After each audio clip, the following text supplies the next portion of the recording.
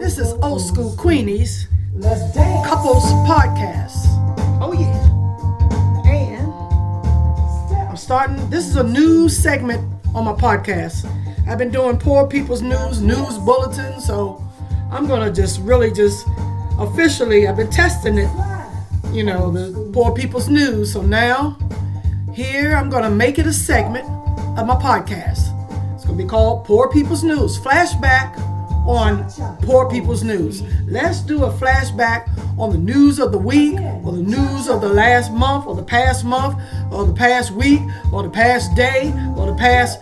This is our poor people's news. That is still relevant. I'm only picking out clips that is still relevant, that you may have missed, that you may have a need to know. You will have a need to know that what you have missed. Poor people's news is very important, and is educated, and it help you plan for the future. So yeah, we need our poor people's news. I mean, you need to hear most of the clips that I've captured. Because, like I say, it will help you in your planning, because the world is changing all the time. You need to know which way to go, how to plan for your kids' future. So take a listen, flashback on my poor people's news. This is Inside ETFs, and today we're talking about SpaceX. Houston, we have an IPO. SpaceX's public debut is a bet on Elon Musk's most ambitious vision yet, linking rockets, satellites and AI into a single sprawling empire. At a potential $1.8 trillion valuation, it would rank among the world's most valuable companies. But critics argue its true valuation is harder to pin down. So is SpaceX the next great investment frontier, or just an expensive failure to launch? Well, let's ask Will Rind, founder and CEO of Granite Shares. So Will, a $25 billion Danish pension fund says it won't invest in SpaceX. It calls it grossly overvalued with a catastrophic governance structure. So where do you stand in the debate? Are you buying into the hype? I think this is the beauty of something like SpaceX is, in many ways, we've seen this movie before through all of the years of Tesla being a public company, and the polarity that Tesla as a company provides for investors. On the one hand, you have people who are extremely bullish on the story and can't get enough of it. And then on the other hand, you have, of course, the investor class that thinks that it's extremely overvalued and are either not participating or outright shorting. And so I think, SpaceX is just the latest version of that story. Well, reports suggest that strong demand for SpaceX's IPO, with institutions placing multi-billion-dollar orders. So investors who can't get allocation, how should they think about gaining exposure once it starts trading? People are going to obviously try and get, allocation to the stock itself as one way to do it. From day one, SpaceX is going to be included in some of the major indexes, namely the NASDAQ 100. And of course, that's been somewhat of a point of controversy around the IPO, that it will not be admitted immediately to the S&P 500. And then there are ETFs such as Granite Shares, 2x long, 2x short ETFs that will be able to provide investors with exposure.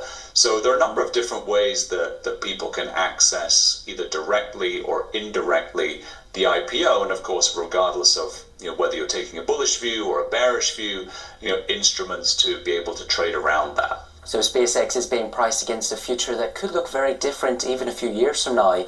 Is this a long-term conviction story around Elon Musk's vision, or more of a near-term momentum trade? I think it will be very much dependent on who the investor is. For some, it will be absolutely a short-term momentum trade, whether that's on the long side or the short side. But I think for the majority of investors looking to participate over the long run, clearly they're buying into the longer-term vision and the opportunity that can be created through SpaceX and the various companies within SpaceX. So whether it's data centers in space, or whether it's an expansion of the Starlink business, or whether it's other applications and areas of interest, that's the longer term vision that's powering the company. And I think that will be where the bull case will anchor around. Well, there are some reports that some hedge funds are preparing to short SpaceX once it lists. So when we talk about the long-term trade, how should everyday investors think about the potential volatility in terms of space ETFs? Again, I sort of go back to Tesla in the sense that volatility is part and parcel of any Elon Musk story. And I think for investors in Tesla, clearly they've been well used to this along the way.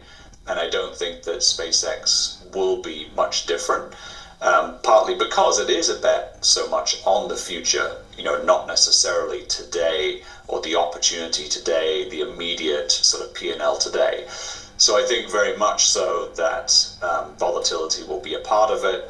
And for the investors that buy into longer-term vision, just like with Tesla, they'll generally speaking probably be comfortable with that. OpenAI is also reportedly preparing for an IPO alongside other major AI names. Do you see venture attention splitting between AI and space, or is there room for both to dominate the IPO cycle? So I think AI is the theme that hangs all of this together. It's just obviously SpaceX has more to the story than just AI data center or just an AI output. Whereas, of course, for Anthropic and for OpenAI, it is the story. So I do think that AI is the story right now. That is the reason why these companies are coming to market.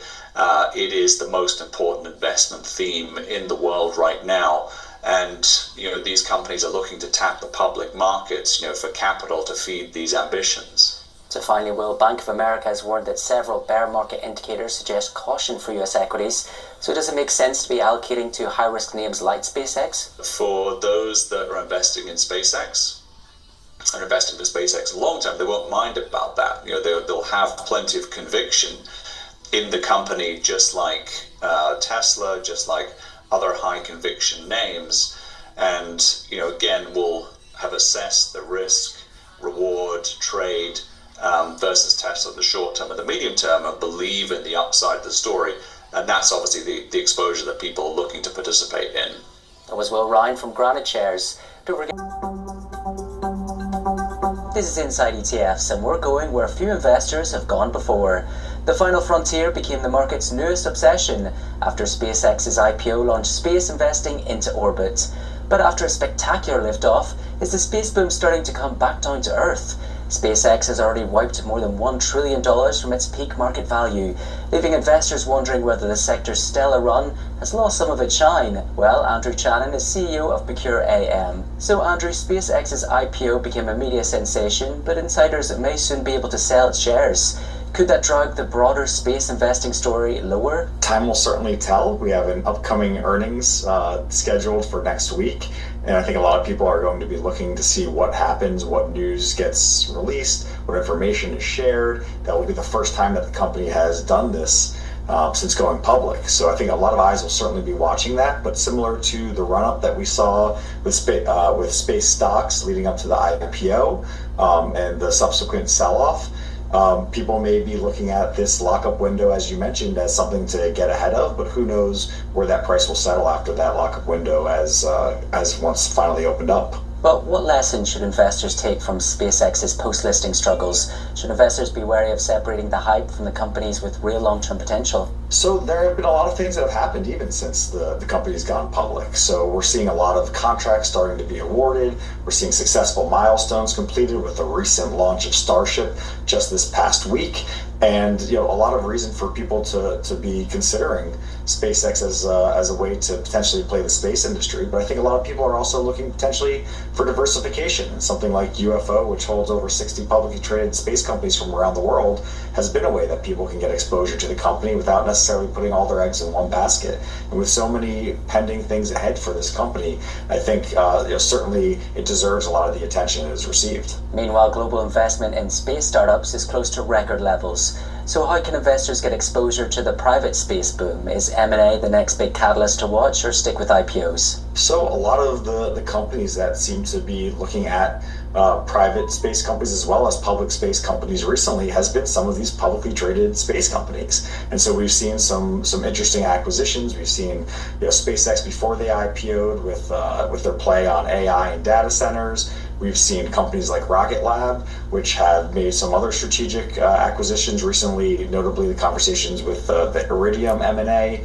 And then we've also seen Rocket Lab be a company that went from an area where previously it had been the primes, the very large diversified aerospace and defense names, had been one of the only players there looking to pick up some of these assets from failed companies for pennies on the dollar. Now we're seeing a much more robust ecosystem of companies that are looking to get involved in the space industry and are participating in these opportunities. So as the prices have come off, we've started to see more rumors of potential acquisitions. Amazon has been out there as well recently. But this also does kind of mirror very similarly what we saw with the SPAC boom and bust cycle. And so people that are just looking at all space companies equally and saying, well, SpaceX is down, let me sell, might not be looking at the opportunities for values of different companies that maybe have been punished too severely. Well, let's look closer at Rocket Lab. Investors have cooled, though, on its acquisition strategy. Is growth execution, rather than just one successful mission, able to determine the next winners in space investing? It's going to be tough when space companies look to set their missions forward. They don't look 1 week, 1 month, 1 quarter in advance. Some of these companies are looking at where they want to be in the next decade. And building out that infrastructure today is absolutely critical for these companies. But we've also seen many new ideas emerging from all around the world. This isn't just strictly a US-centric industry, although some of the larger space players do happen to be American companies. This is truly a global race. We're seeing the stakes are being set, the bets are being placed, and so people that are looking at the space industry should potentially not just be looking at days and weeks either, because that is how these strategies are being developed. Tesla feeling the strain to Lockheed Martin's new drone fighter. This is Tech Weekly. Tesla missed analyst profit forecasts for the second quarter. And Elon Musk's EV giant also reported negative free cash flow for the first time in more than 2 years. It comes with Tesla accelerating its spend on infrastructure for its AI and robotics ambitions. The automaker beat expectations with revenue of $28.2 billion, but adjusted profit in the quarter was 33 cents per share, lower than analysts' expectations of 51 cents per share. Scientists from a US-funded facility have prepared to launch the first outdoor tests of genetically modified screwworm flies called NovoFly. It's part of efforts to develop a more effective weapon against the flesh-eating parasite which has spread through Central America and into the US. Alex Arp is a USDA research geneticist. Where instead of using pesticides to kill insects, we sterilize the insects, release a ton of them out into the environment, and those sterile matings result in no offspring. So it's essentially birth control for insects. Apple's incoming CEO John Ternus said he's committed to building on the company's momentum in the entertainment business. Ternus was speaking alongside current CEO Tim Cook at the LA premiere of Apple TV show Ted Lasso. It's such tremendous momentum right now on Apple TV, right? There's so many amazing shows, so many amazing characters and stories, and so we're just going to keep building on that momentum. Ternus is due to take charge at the iPhone maker in September. And Lockheed Martin unveiled a counter-drone system at the Farnborough Air Show. Lockheed said the reusable airborne device uses high-power microwave energy to disable groups of small unmanned aircraft. The system is called Morpheus X Rotor and designed to fly towards hostile drones and bring them down with microwave pulses rather than destroy them with an explosive warhead. It comes with Western militaries developing cheaper ways to defend troops and bases against drone swarms. When there is a war in Europe, where does the money run to for safety? It runs to New York. When there is fear in the Middle East, what do investors buy? They buy US Treasury bonds. So the United States has a perverse incentive.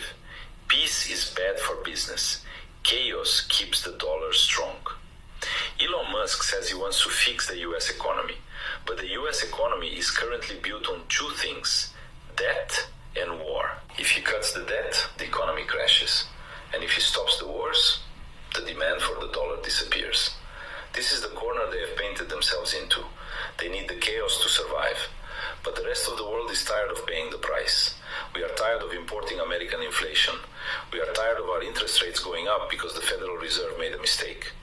The efficiency of the American empire has always been based on inefficiency for the rest of us. They feast and we pay the bill. But now the bill is too high, and the customers are walking out of the restaurant. And this brings us to the greatest irony of our time. History will likely look back at this moment and say, the man who did the most to destroy the American empire was the American president. I have a theory that I call the involuntary unifier. You see, the BRICS nations, Brazil, Russia, India, China, South Africa, we are very different. We have different cultures, different political systems, different interests. Under normal circumstances, it would be very difficult for us to unite. But we have one thing that brings us together: fear of the United States.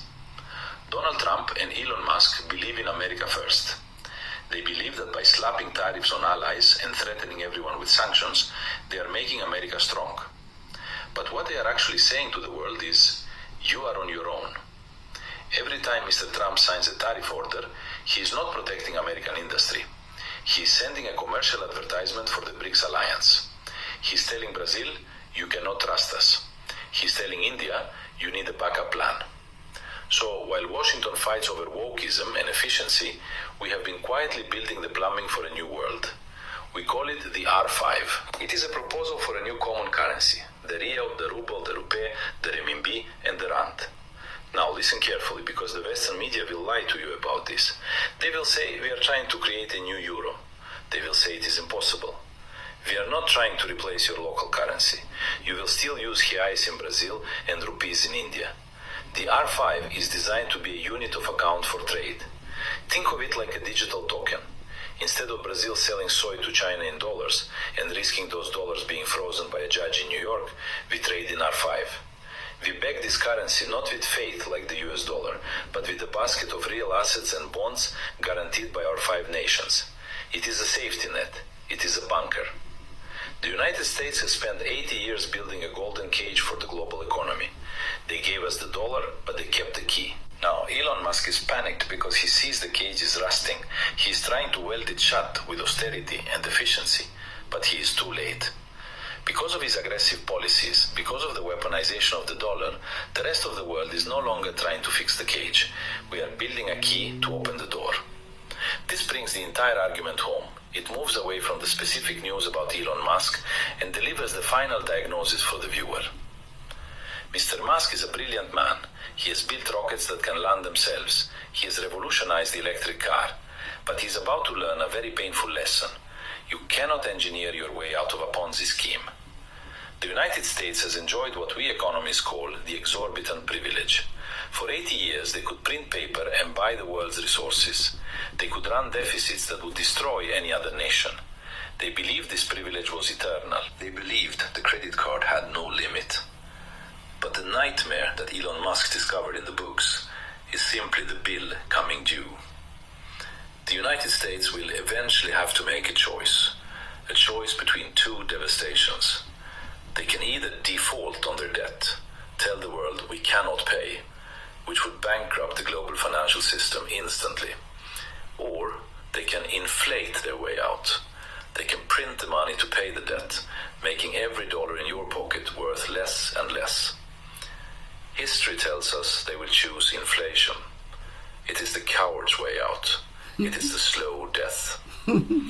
So the efficiency you see on the news, it is theater. It is rearranging the deck chairs on the Titanic while the band plays God Bless America. The transition to a multipolar world will be messy. It will be dangerous. The golden cage is breaking and the beast inside is frightened. But you do not have to be frightened. You just have to be prepared. If you want to understand the new system that is rising to replace the dollar, and if you want to know how the R5 will actually work, make sure you are subscribed to this channel. The world is changing fast, and the mainstream media is still watching the theater. Here, we watch the reality. When there is a war in Europe, where does the money run to for safety? It runs to New York. When there is fear in the Middle East, what do investors buy? They buy US Treasury bonds.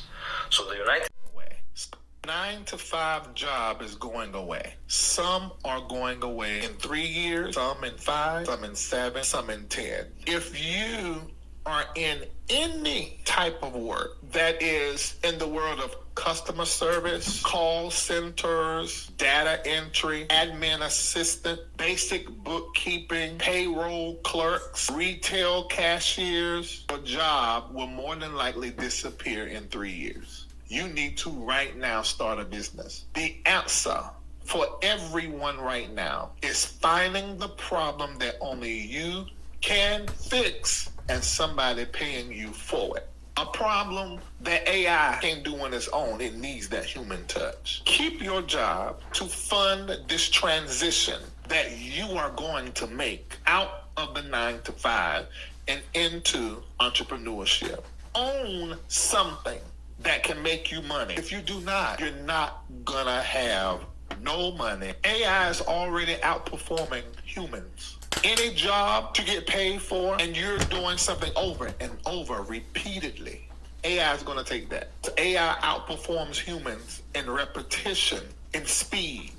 In 5 years, truck drivers, delivery drivers, bank tellers, travel agents, fast food workers. 7 years, real estate agents, insurance agents, managers, middle managers, paralegals, entry-level coders, gone.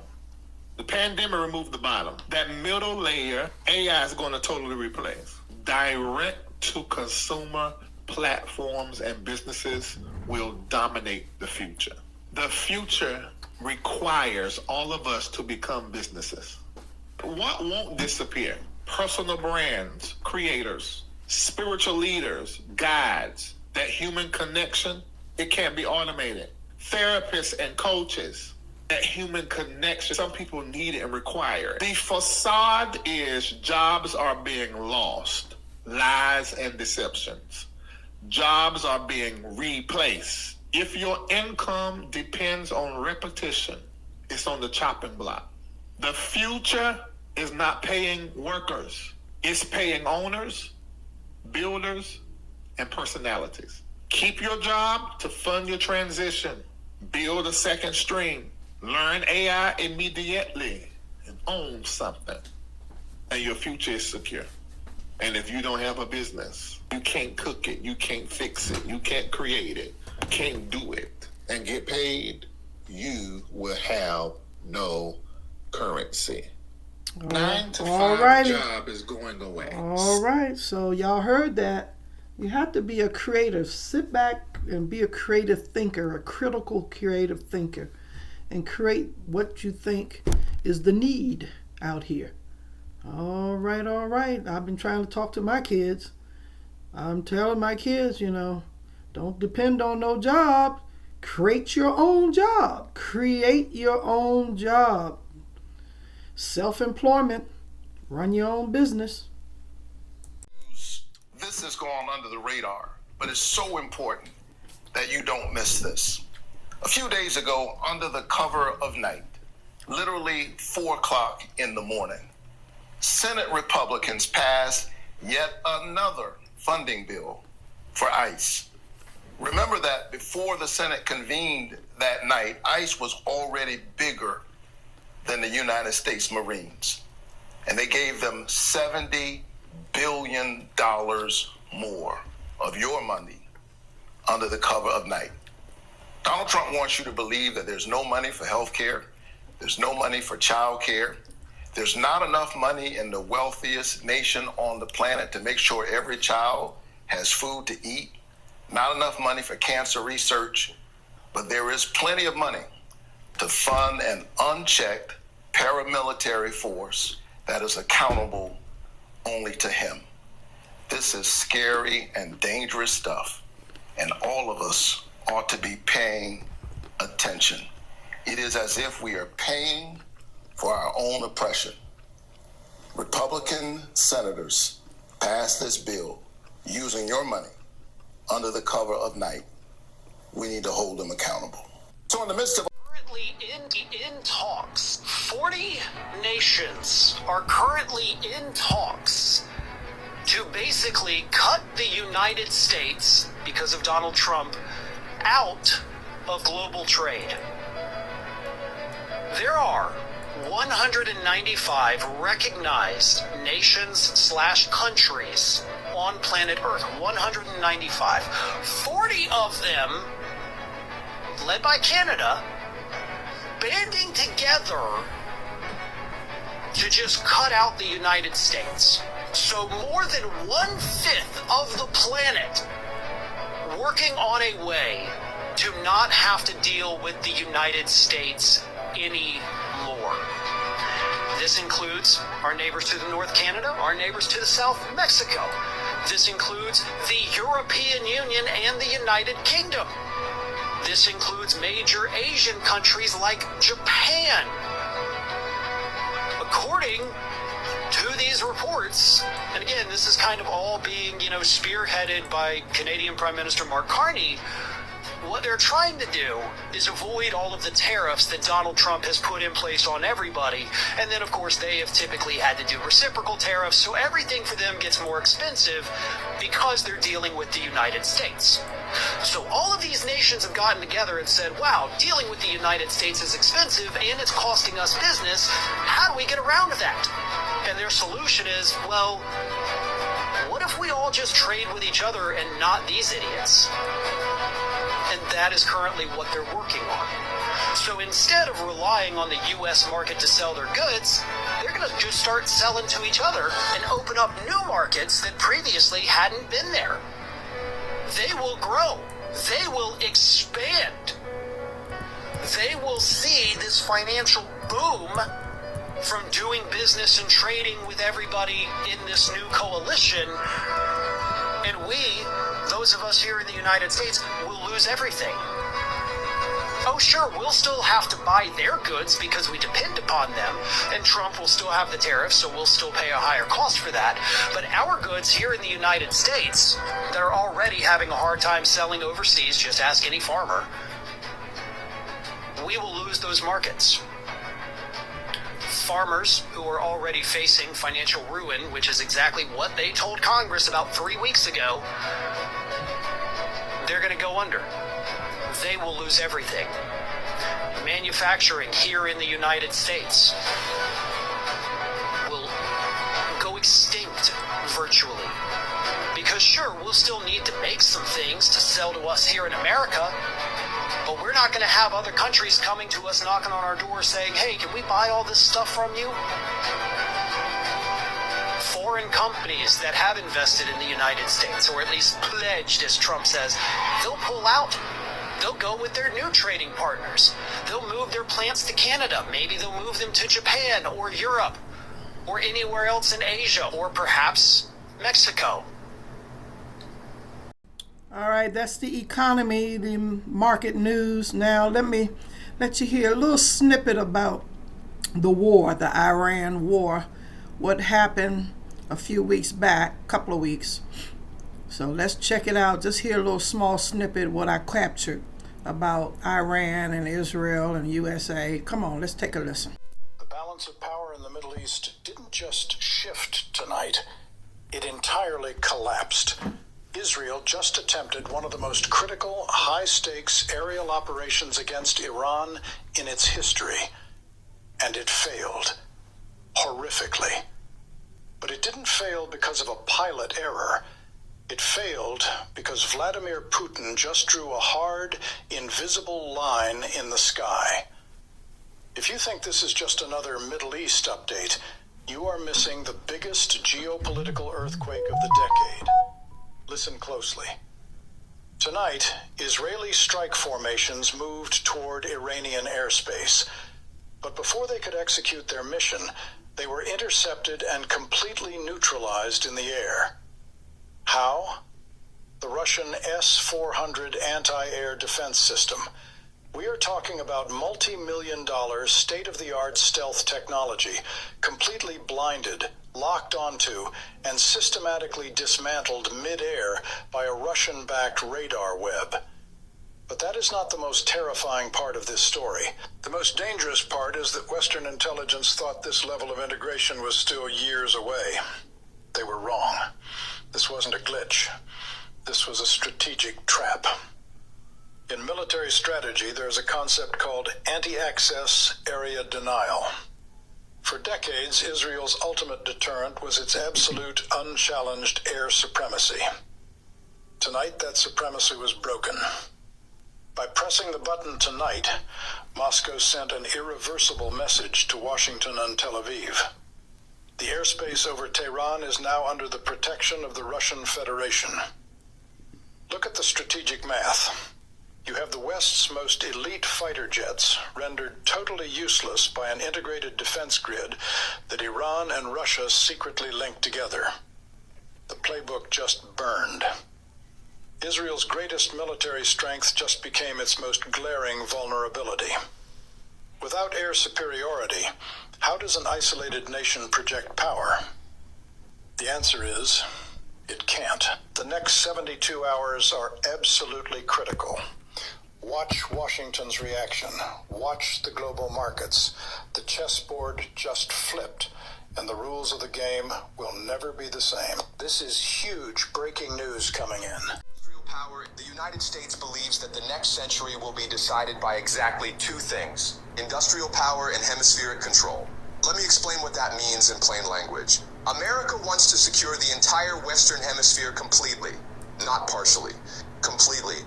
Canada, Mexico, Greenland, the Caribbean, Central America, every country in South America. The whole region must fall under American strategic influence. Why would they want that? Because if America can lock down the Western Hemisphere, then the United States becomes what strategists call Fortress America. Energy independent because they have their own oil and gas and renewable resources. Food independent because they have massive agricultural capacity, militarily protected by two oceans that are difficult for rival navies to cross. Economically self-sufficient enough to outlast any rival in a prolonged confrontation. This is not a new idea. This has been the underlying logic of American grand strategy since the Monroe Doctrine in 1823. What is new is the urgency. For the first time in decades, American strategists genuinely believe that the window of opportunity to consolidate this position may be closing. And that is why you see the aggressive posture toward Greenland and toward the Panama Canal and toward Mexico. That is not random nationalism or a crazy tweet.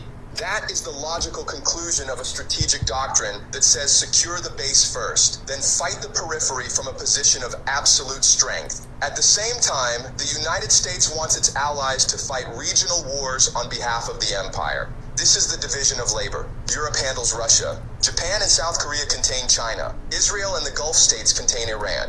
And what does America do while everyone else is fighting?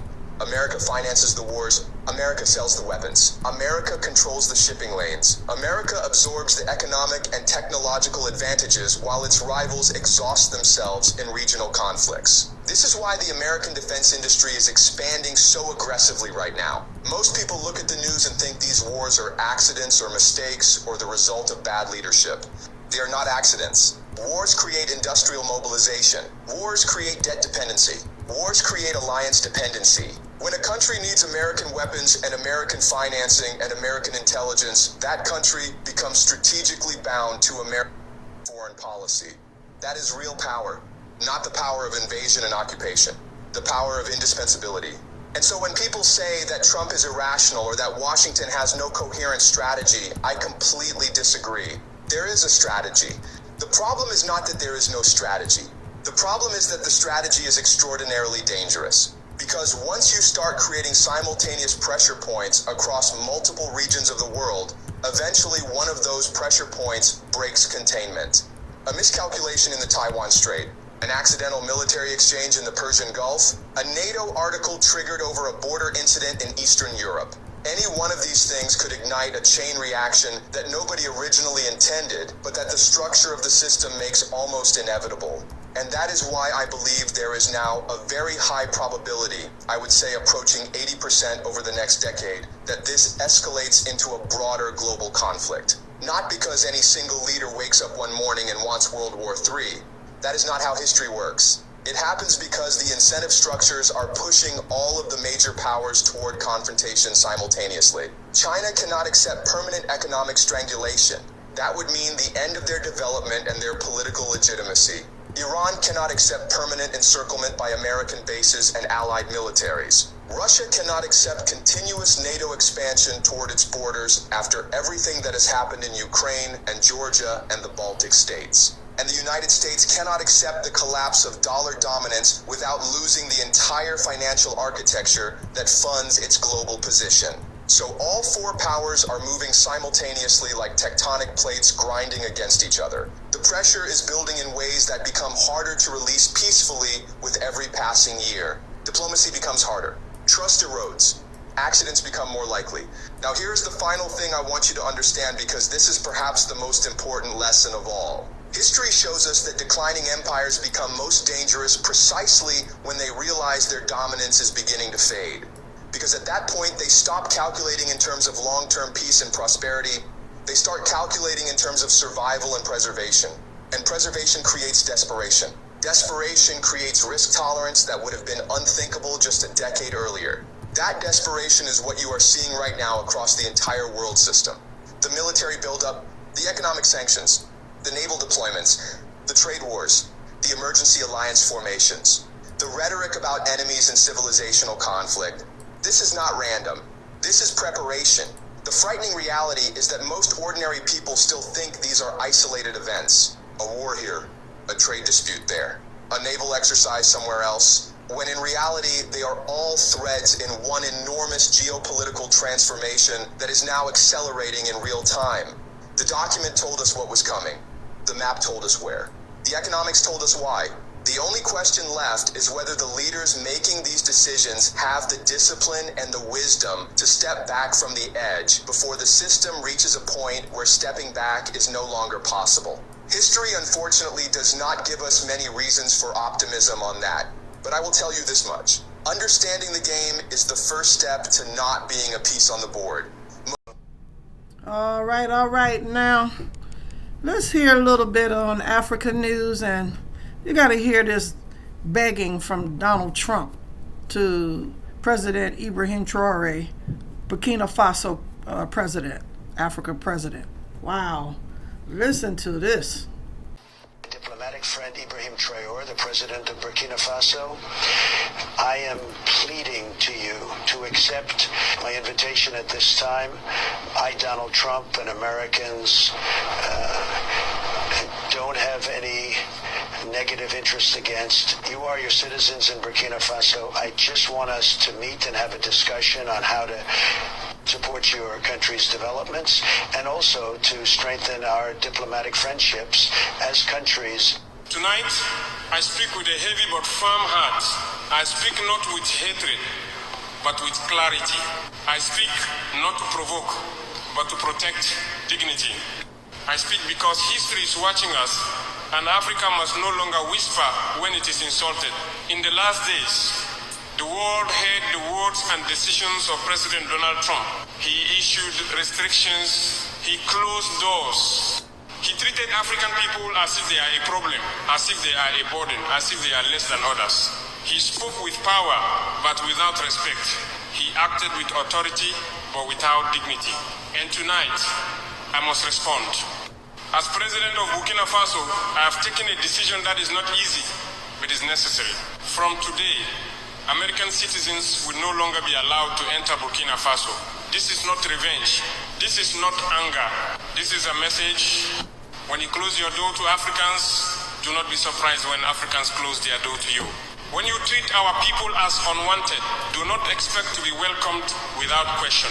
When you show us disrespect, you cannot demand respect in return. For too long, Africa has been told to accept humiliation quietly. For too long, Africa has been expected to bow its head and say nothing. For too long, our dignity has been tested. That era is over. President Trump believes that Africans are afraid. He believes we will remain silent. He believes we will accept anything because of visas, aid, or power. Tonight, I say clearly, we are not afraid. We are not afraid of sanctions. We are not afraid of threats. We are not afraid of powerful words spoken from faraway offices. Africa has survived slavery. Africa has survived colonialism. Africa has survived exploitation. Africa has survived being robbed of its resources and dignity. Do you think Africa is afraid of one man? No. I want the world to understand this decision clearly. This ban is not against ordinary American people. This ban is a response to a policy of exclusion and disrespect. This ban is a mirror. If you believe Africans do not deserve to travel, then you will feel what it means to be told you are not welcome. Some people will ask me, why take such a strong step? I answer them with one simple truth. Dignity has a price, and we are ready to pay it. When African students are blocked, when African families are humiliated, when African passports are treated like crimes, when African lives are reduced to numbers and stereotypes, silence becomes betrayal. I refuse to betray my people. Tonight, I also announced something that will shock many. I did not act alone. I spoke with our brothers in Mali. I explained to them that dignity cannot be divided by borders. I told them that if one African nation stands, others must not. All right. I got this little clip where they were playing it on TikTok that, Donald Trump was begging, President Traore to, meet with him. So anyway, let's listen to the Jamaica give an apology to President Traore as well. Come on now, let's take a listen. Importantly, my fellow Jamaicans, brothers and sisters across the African continent, distinguished members of the international community, and most importantly, Captain Ibrahim Traore, President of the Transitional Government of Burkina Faso. I come before you with a heart that is heavy, but also open. I come not to speak as a man defending himself, but as a leader willing to acknowledge fault. And I come not to diminish my office, but to honor it by admitting a truth that all leaders at some point in their journey must face. Sometimes we misspeak, sometimes we misjudge, and sometimes we must apologize. Several weeks ago, in a live broadcast, I used the word dictator to describe Captain Ibrahim Traore. That single word has echoed far beyond my intention. It has stirred emotions, fueled debates, and created tension between Jamaica and Burkina Faso, two nations whose histories should unite them, not divide them. And tonight, I am here to say plainly and sincerely, I regret those words. I take responsibility for them, and I offer my heartfelt apology. When I spoke that day, I spoke with conviction. I spoke as a leader who believes deeply in the values of democracy, values that Jamaica has held close for decades.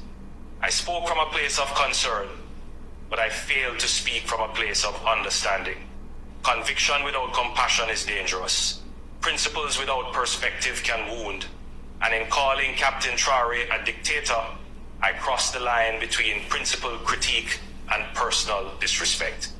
It was not my role to reduce a fellow leader, especially one facing immense challenges in his homeland, to a single word that carries such weight, such judgment, and such finality. Yes, I believe in democracy. Yes, I believe in elections, in parliaments, in institutions that protect the will of the people.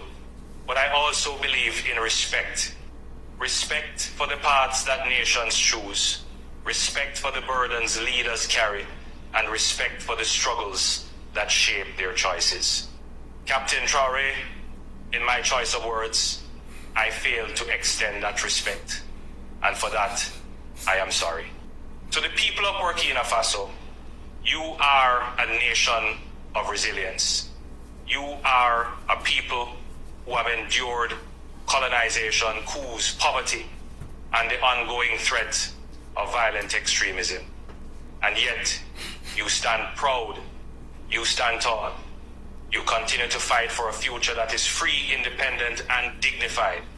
Your leader, Captain Traore, took power in a time of crisis.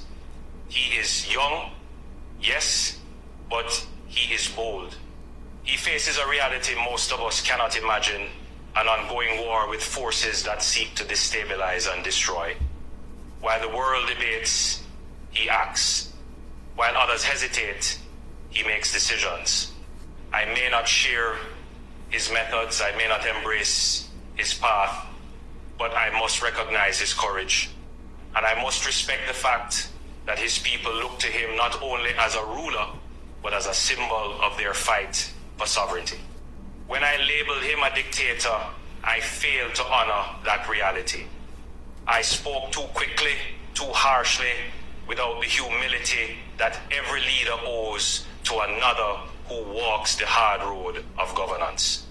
My fellow Jamaicans, I also owe you this truth. Leadership is not about never making mistakes. Leadership is about admitting them when they happen and correcting them before they cause further harm. When I called Captain Traoré a dictator, I did so with the belief that I was defending democracy. But in doing so, I risked damaging Jamaica's reputation as a nation of respect, as a nation that values dialogue over division, and as a nation that stands for unity among the peoples of the global south. We are a small island, but we are a proud one. Our voice on the international stage matters, and when we use that voice carelessly, the world listens not to our wisdom, but to our mistakes. Tonight, I want Jamaicans to know this. Your Prime Minister is not above apology. Your Prime Minister is not above reflection. And your Prime Minister is not too proud to say, I was wrong. To Africa, our ancestral home, our mother continent, I extend this apology with even deeper sincerity. Jamaica is tied to Africa by blood, by history, by spirit. The chains of slavery that bound our ancestors were forged in Africa. The songs of freedom that carried us through struggle were inspired by Africa. And the strength that keeps us alive today flows from the same river that nourishes you. How then could I, as the leader of a nation built on the resilience of Africans, use words that divide rather than unite? How could I, even in defense of democracy, fail to show empathy to a brother leader navigating storms beyond my imagination? I do not take lightly the pain my words may have caused across the continent, and I stand before you to repair, not to wound, to build, not to break. Some will ask, why apologize? Why retract words once spoken? Isn't it weakness? No, it is strength. It is strength to stand firm when you are right, but it is even greater strength to step back when you are wrong. Pride may win applause in the moment, but humility builds trust for generations. I apologize, not because I was forced, not because I was pressured, but because it is right, and because the relationship between Jamaica and Africa is too important to be clouded by careless words. Captain Traoré, allow me to speak to you directly. I may not walk your path, but I respect the road you travel. I may not lead your people, but I respect the burden you carry. I acknowledge your courage in standing against forces that seek to weaken your nation. I acknowledge your determination to assert independence in a world where small nations are often pressured and dismissed. And I acknowledge that while we may disagree, I should never have dismissed your leadership with a single word. I extend my hand to you not as an adversary, but as a brother, not as a critic, but as a fellow leader. I hope you will accept this apology, not as weakness, but as an invitation to dialogue, to partnership, to mutual respect. What do I hope comes from this apology? I hope it sparks a deeper conversation between Jamaica and Burkina Faso. I hope it reminds the world that our nations, though small in size, are large in spirit and capable of setting an example of humility and reconciliation. I hope it reminds leaders everywhere that words matter, that we must wield them carefully, not recklessly. That in an age where every statement is amplified across the globe, humility is no longer optional, it is essential. And most of all, I hope it builds a bridge bridge between Kingston and Ouagadougou, a bridge between the Caribbean and Africa, a bridge strong enough to withstand the storms of politics, built not on pride, but on respect. My fellow Jamaicans, citizens of Burkina Faso, members of the global community, tonight I stand before you not as a man without fault, but as a man willing to admit fault. To Captain Ibrahim Traore, I say again, I am sorry. To the people of Burkina Faso, I am sorry. To the people of Jamaica, I am sorry. To Africa, to the Caribbean, to the world, I am sorry. May we move forward, not with resentment, but with reconciliation. Not with division, but with dialogue. Not with arrogance, but with humility. Because in the end, leadership is not about always being right. It is about always striving to do what is right. Thank you. May God bless Jamaica, my fellow Jamaicans. Ooh, thank you, President Jamaica. Oh my God, you are a man. You are a real gentleman. You are a soldier. You are a good leader to point out that, yes, we do make mistakes. We're not perfect people. We're not perfect beings. And then you recognize your mistake and you step up and you apologize. Thank you. You're a good leader, Jamaican president. Thank you. We will not allow ourselves to be exploited again. I used to say I'm a positive Pan-Africanist. I'm not a Pan-Africanist to say this thing doesn't work well or to spoil other situation. I'm a positive Pan-Africanist, like William Ruto. The solution is to free Africa from certain Europeans who exploit it and allow these people to live off what they have. This is called the CFA franc, a colonial currency that France prints for 14 African nations, and by virtue of which it exploits the resources of this nation. We will not allow ourselves to be exploited again, because we know what we must do. We will not allow ourselves again to be slaves of anybody. We are going to take charge of our own future. The continent was a victim of brutal colonialism, all the way to slave trade, exploitation, and everything in between. The African Union led in the charge for independence. We now have 54 independent states. You have asked us what assurance we can get that this will not be repeated again. I can tell you without fear of any contradiction that we do not need any assurance from anybody. We will do it ourselves. We will not allow ourselves again, as leaders from this continent, we will take charge of our own destiny. And that is why a conference like this is taking place in Nairobi, because we are recalibrating our relationship with our partners. And we have been absolutely clear that this is a relationship of equals. At the heart of this relationship is sovereign equality. At the heart of this relationship is not extraction, is not exploitation. It is investment for mutual benefit. And we are not entitled. We are not asking, to be favored. No. We are asking that we know we have responsibilities. We also know that others have responsibilities.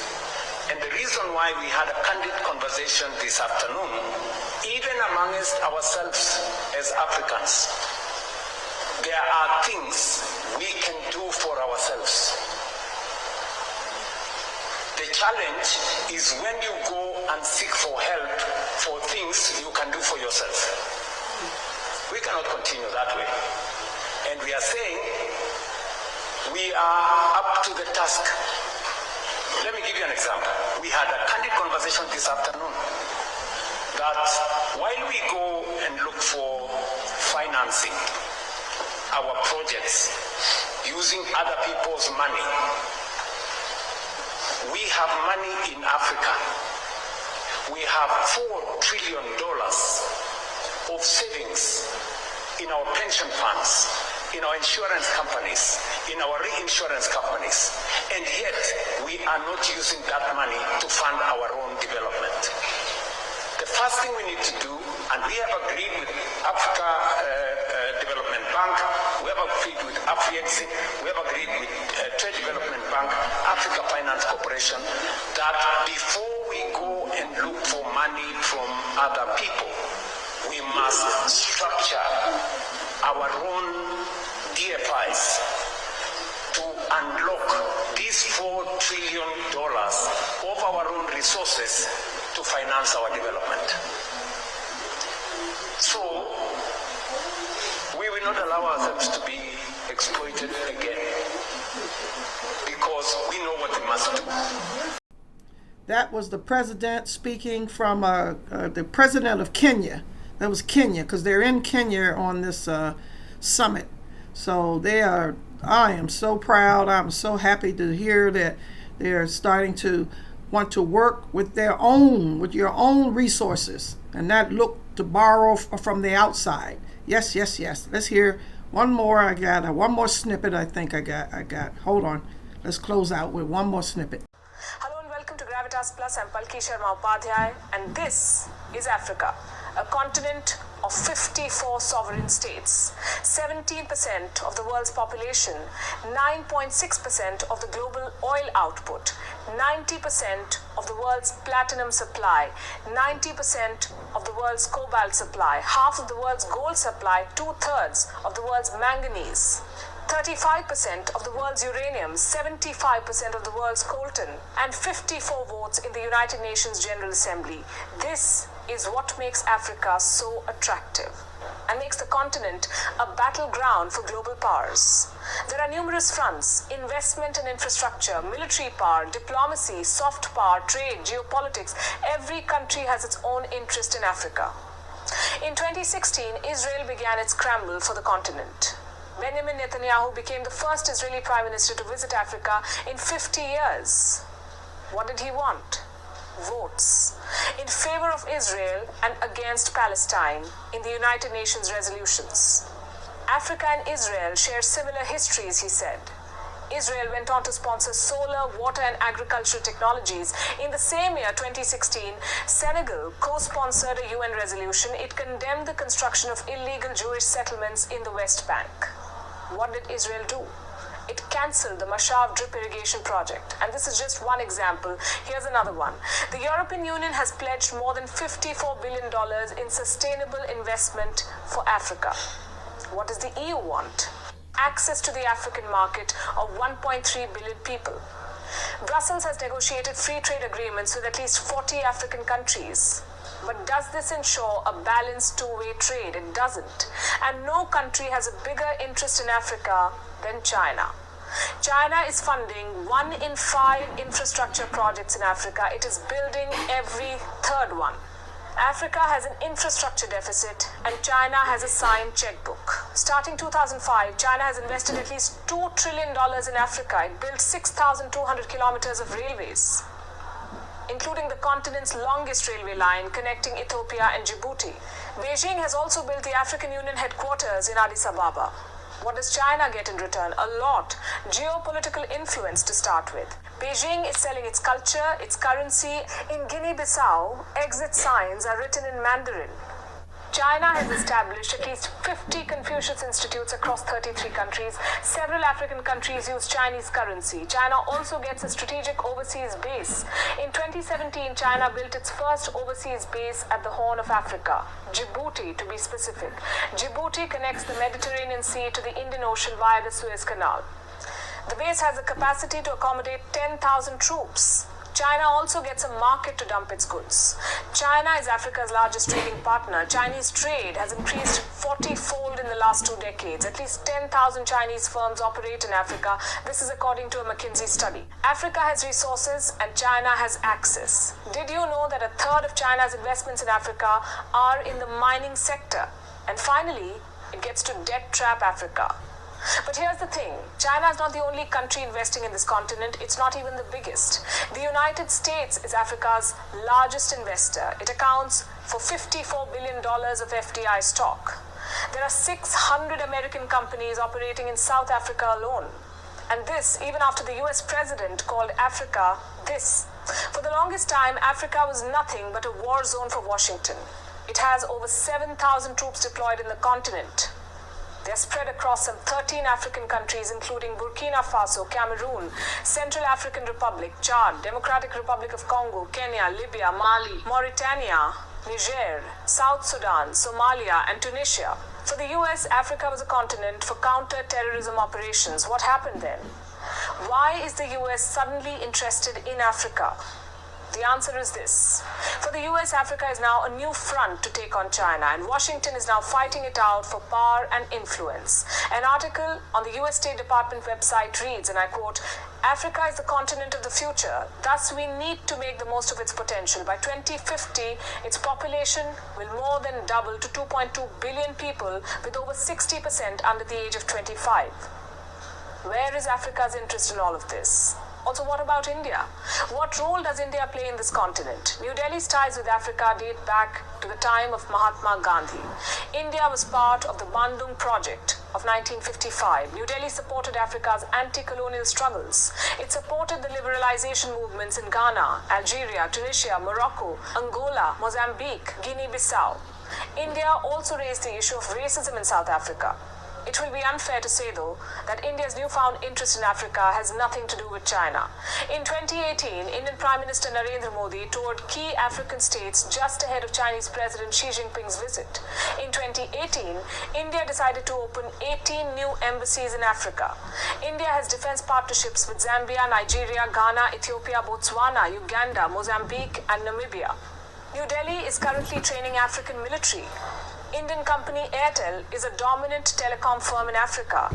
New Delhi is offering 50,000 scholarships to African students. Despite everything, India is far behind China in the race for Africa. China's Belt and Road Initiative has sealed its hold on Africa. If in the 1900s Africa was colonized with force, in 2020 it is being trapped by loans. China accounts for 14% of sub-Saharan debt. In Kenya, the volume of Chinese loans is 6 times that of France, which is the country's second largest creditor. And Sri Lanka can tell you what happens when Chinese loans are not repaid. China is looking to capture Africa. It has a strong diaspora, it is spending big money, it is selling its movies, culture and currency. China extracts raw materials, it manufactures products with them and sells them back to this continent. Does this remind you of something? What did the British do in India? In the 19th century, the rivalry between Britain and France fueled Africa's colonization. In the 21st century, the trade war between the United States and China is hastening the same. Just like the 19th century, there are numerous countries in the scramble for Africa, and just like the 19th century, there is nothing in it for Africa. Today we'll talk All right, podcast audience. I hope you enjoyed my Poor People's News. Poor People's News. You're welcome to go to my website blog and leave me a comment or two how you like me capturing some news clips for our Poor People's News. Other than that, I defer you to listen to my couples relationships on Tuesdays. That's Topic Tuesdays, couple relationship issues, and my Sunday worship episodes. Thank you again for tuning in.